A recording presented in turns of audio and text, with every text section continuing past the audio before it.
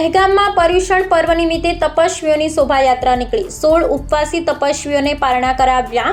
દહેગામ જૈન સમાજ સંઘની પરંપરા મુજબ તપસ્વી ઉપવાસીઓની શોભાયાત્રા નીકળી હતી। શોભાયાત્રામાં 40 તપસ્વીઓ ને 16 ઉપવાસીઓના પારણા દહેગામના પનુતા પુત્ર અયોધ્યાપુરમ તીર્થ શિલ્પી પરમ પૂજ્ય આચાર્ય પ્રસંગચંદ્ર સાગર સુરેશ્વરજી મહારાજ સાહેબની શુભ મિશ્રામાં અમે પૂજ્ય સાધ્વી મહારાજ સાહેબને 16 દિવસના ઉપવાસના પારણા કરાવ્યા હતા।